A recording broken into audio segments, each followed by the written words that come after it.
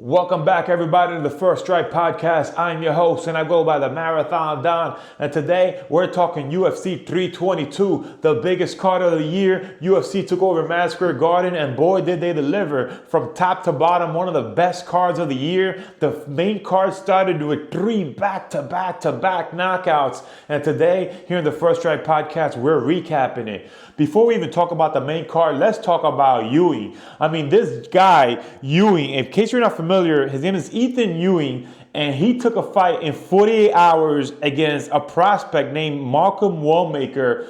And in 48 hours, he showed up, showed out, and completed the upset. Like, he was the underdog. He took the fight on 2 days notice, took a flight, stood up there against a prospect, and delivered the goods. So big shout out to Ewing. I felt like in the first round, Malcolm Wellmaker was showing that Ewing didn't belong. But once Ewing got hit, boy, did he tighten up. He was working that jab, working those takedowns, those grappling, and he delivered a star-making performance in completely derailing the hype train of Malcolm Wellmaker, who's a young prospect in the UFC.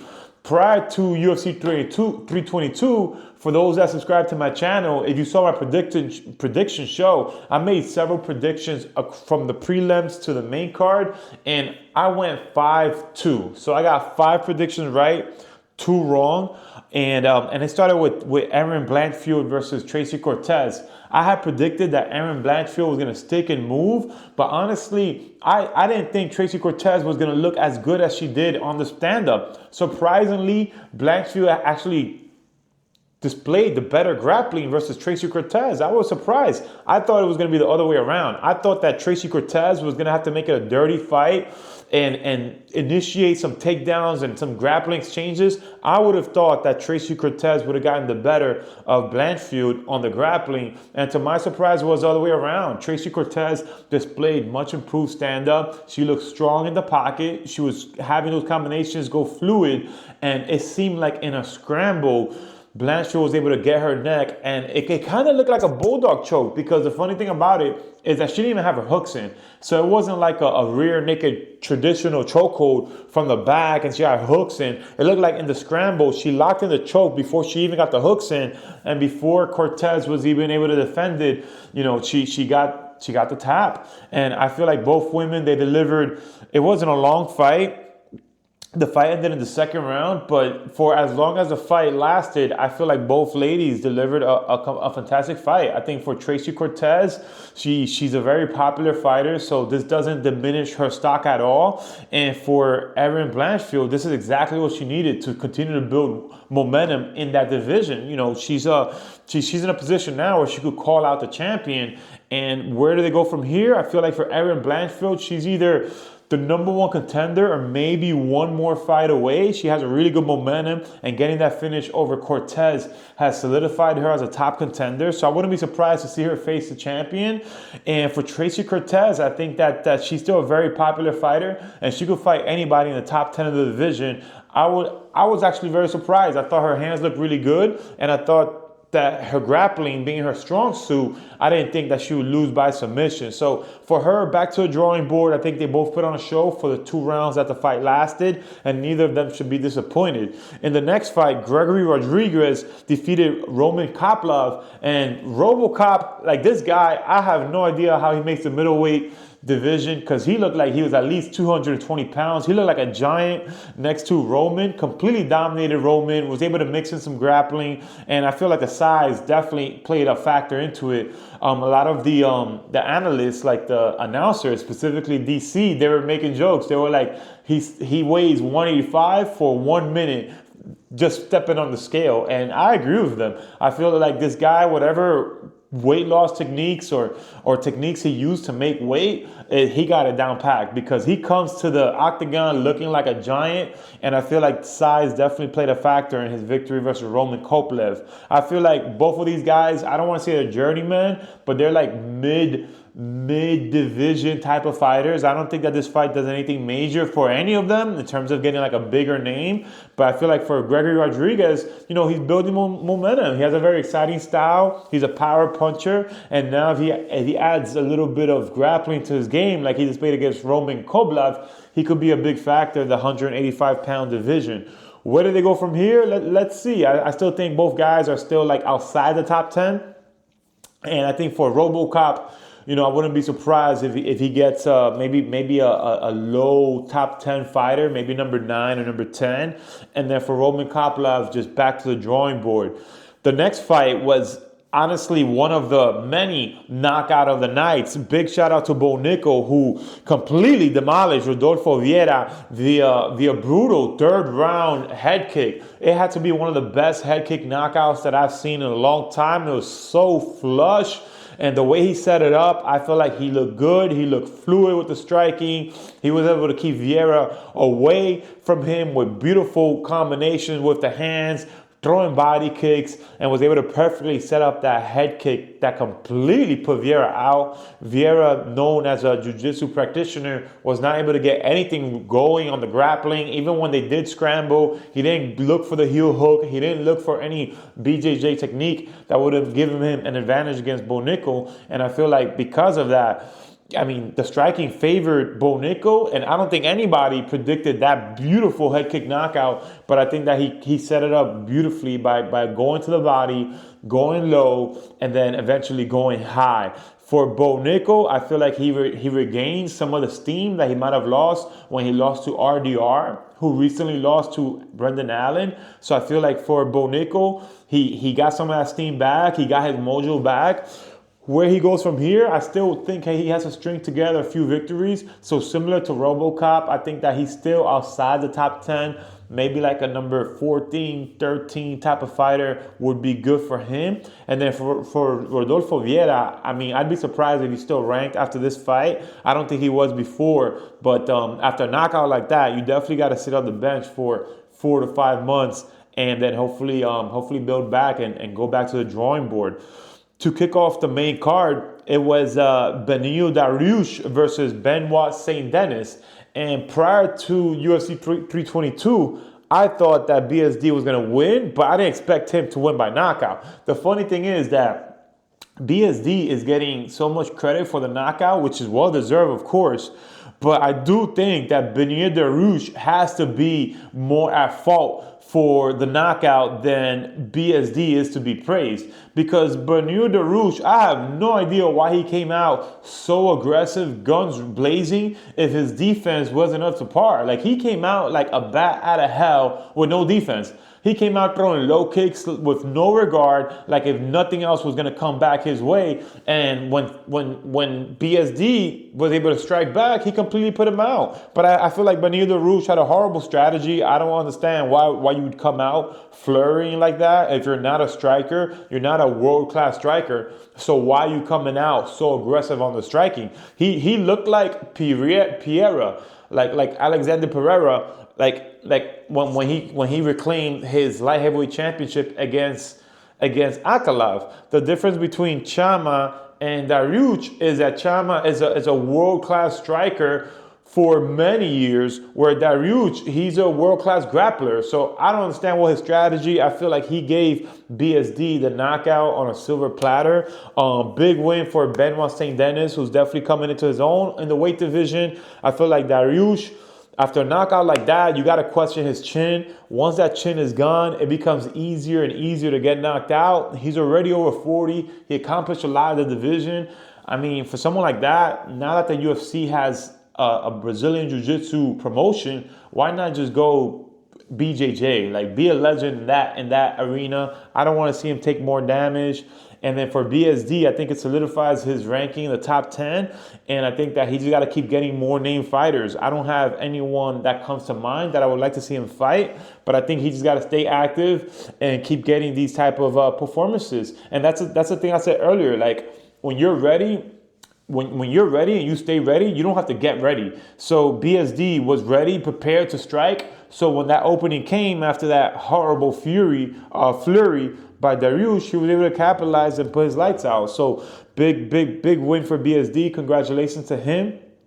In one of the top fights of the night, the people's main event, as I like to call it, it was the former welterweight champion Leon Edwards versus Carlos Prates. And boy, Carlos Prates was a superstar before this fight, but after this fight, like he might be on the next brink of superstardom. Like, there's definitely levels to this, and I feel like he just reached a new level because he made Leon Edwards look like he didn't belong there in the octagon. Leon Edwards, I feel like he's going to be one of those fighters that with time goes by, you're going to question his mental mind frame because it seems like he has all the tools to win, but something mentally is missing. I don't understand. He's still in his prime. He looked to be in great shape. Striking is his forte, but honestly, I think Carlos Prates got into his head, and Leon had a fantastic first round. The crowd was booing. I was booing as a fan, but as an analyst,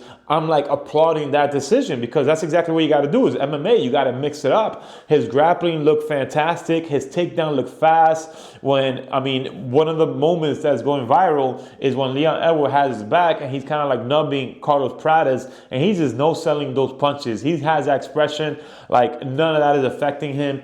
And I feel like that might have gotten into Leon's head. I feel like with the striking, he was so dismissive of Leon Edwards striking, and he was talking to him. So I think that might have gotten into his head where he felt like he had to prove something to Carlos Prates, and he moved away from his strategy. He stopped going for takedowns. He stopped going for grappling, and it led to a beautiful knockout by Carlos Prates. He literally lifted him off his feet. Like, if you look at the video, Leon Edwards is off his feet, basically flying off. So, wow, what a devastating loss for someone that was the welterweight champion not too long ago. For Carlos Prates, I feel like how can you not give this guy a title shot? This guy's a stud. He's definitely top 5 in the division after this. And I feel like Leon Edwards has never, ever been knocked out like that.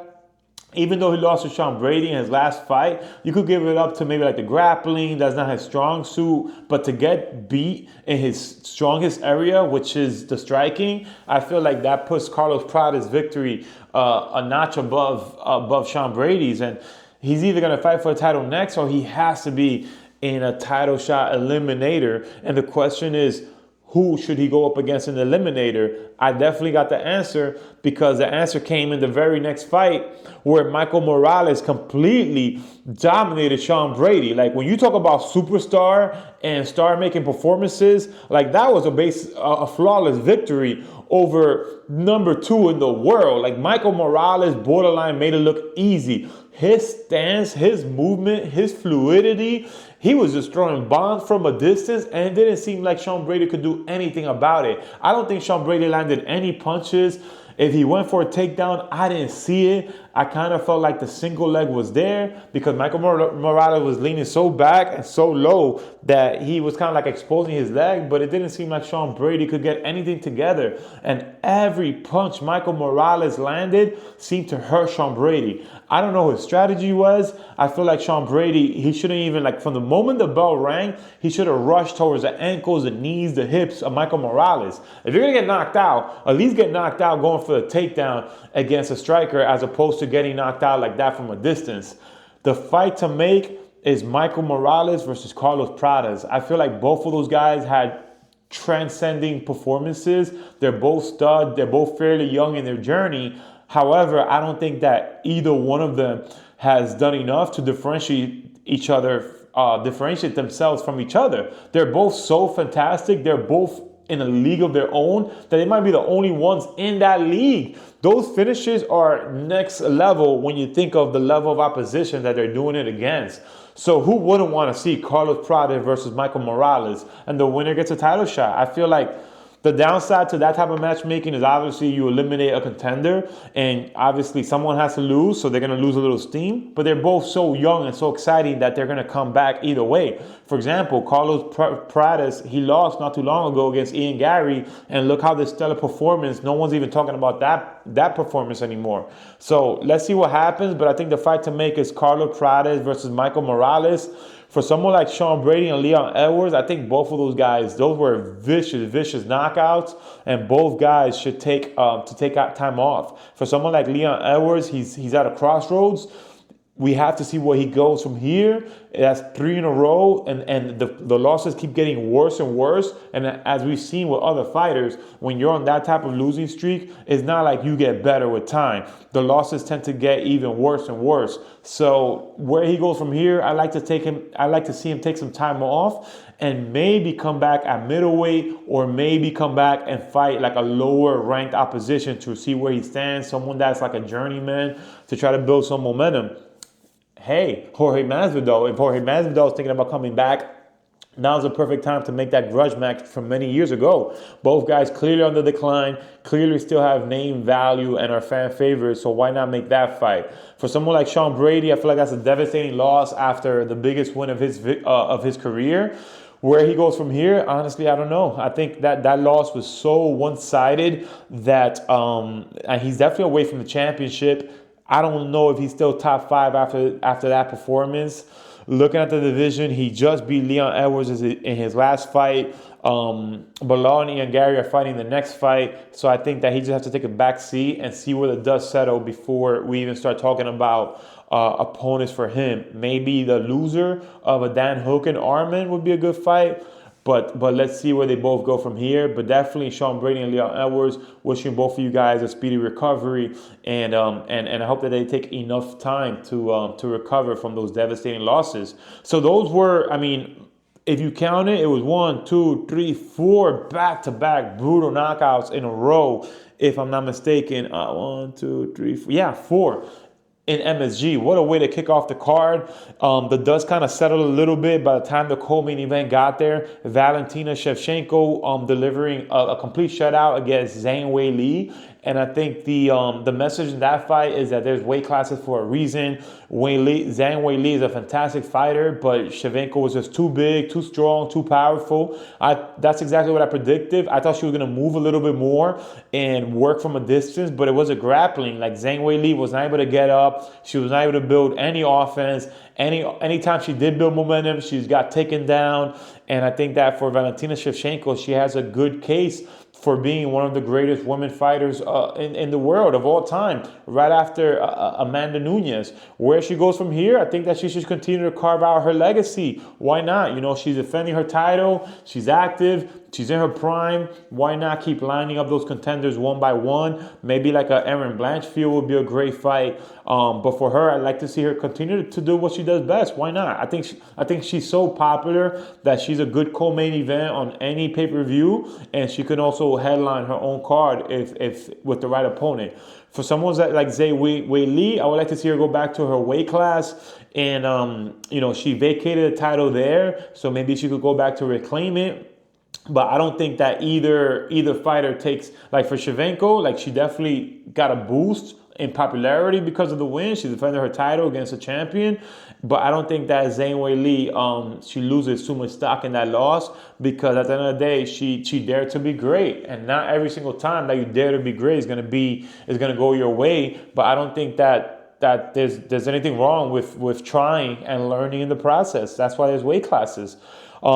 Speaking of weight classes, someone that did have success in moving up a weight is the legendary, the pound for pound #1, Islam Makhachev, completely dominating Jack Della Maddalena. I mean, I don't know if anybody scored any round for Maddalena. He got dominated from start to finish. I don't even think he landed much offense, if any at all.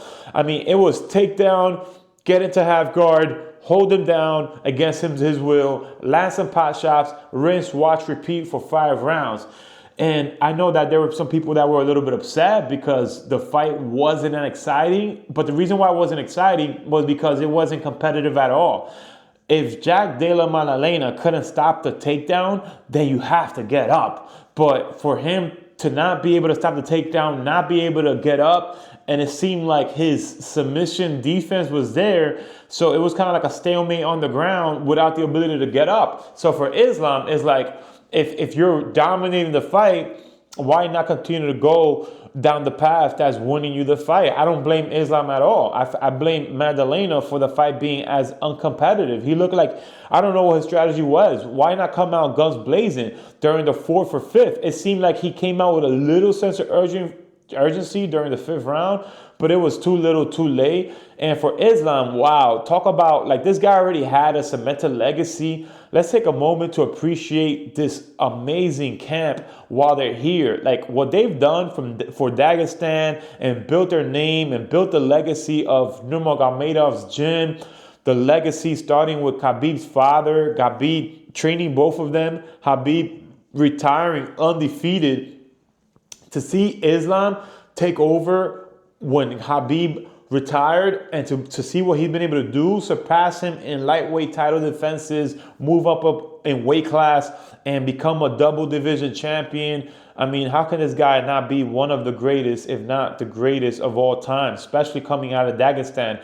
I don't know if he has eclipsed the legacy of Nurmagomedov, but I do think that he has definitely cemented his legacy. And if I don't know about John Jones or Ilia Topuria, but I feel like right now Islam should be the pound for pound fighter, because not only did he move up in weight, but he defeated the lineal champion at 170 pound and completely shut him out across 5 rounds.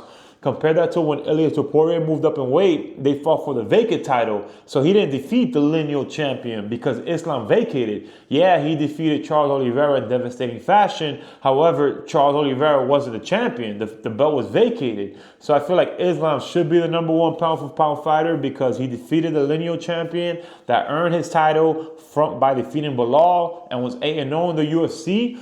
Where they go from here, I feel like Islam, he's greatness. We have to enjoy him while he's here. I don't know how many fights he has left, but every time that you see him, you're seeing greatness. You're seeing all-time great, one of the greatest of all times, someone that is now in that rare air of 2-division champion and accomplished something that not even the great Khabib Nurmagomedov accomplished in his prime. Remember, for as great as Khabib was, he never moved up in weight. Islam not only moved up in weight, but he made it look easy. And now there's rumors that he's very interested in fighting one of the greatest welterweight champions of all time in Usman, the Nightmare Usman. I think that is a fantastic fight to make, especially Usman. He looks so good against Joaquin Buckley, and he has a grappling to stifle Islam. So that would be a very competitive matchup. We saw him be able to win a round against Chimaev at 185 pounds. He's a massive welterweight. So I think that's definitely the fight to make because, like I mentioned before, with Prates and Morales, I don't think that they've done enough to differentiate themselves. Ian Gary, for as great he is, he already has a fight against Bilal, so we got to see how that turns out. So I don't think there's a clear-cut number 1 contender, so why not take on, the former champion and continue to boost your legacy at 170 pounds? So major shout out to Islam Makhachev, making history once again. And then for someone like Jack Maddalena, I feel like he moves all the way to the back of the line. When we talk about Morales and Prates, they're definitely above him. And why not do Maddalena versus Sean Brady? Like, that might not be a bad fight at all. Overall, I do think that the UFC 322 was one of the best cards of the year. I don't know what Dana White said to the fighters, but everybody came to fight. They brought the action. They brought the heat. 1 through 10, I gave this card a 9. I was entertained from top to bottom. And the only fights that were a little not competitive or not as exciting was the co-main event, the main event. But that was because of the opponents. That was because of the champion Jack Maddalena and Zhang Weili. They just had nothing to offer the winner in those fights. So it was a little uninspiring. However, the card delivered all the way from the prelims to the main event. I was glued to my seat. So that's my recap from the First Strike podcast. And before we end this podcast, we do got to talk about Dylan Danis. And that's what I love about the Dagestanian Muslim Brotherhood. Not only do they all hold each other down, they hold grudges. And Dylan Danis, he quickly found out that you can't talk things online. And then even if it was years ago, you can't be trolling online. And then when you see someone in the real world, think that is all good. Like, that's never going to be okay, especially when you talk as much crap as he's done. So, it was interesting to see what happened to him outside. And I think that's a good lesson for everyone to know, treat others how you want to be treated. You don't want to be attacked and jumped, and you don't want to be crying on TV and kicked out of arenas. Well, then treat everybody with respect, because, when you're offending cultures and you're offending people for no reason, you can't be mad at them displaying their anger when they see you in real life. So that wraps it up for this episode of the First Strike Podcast. I'm your host, and I go by the Marathon Don. Make sure you subscribe, like, and show some love, everybody.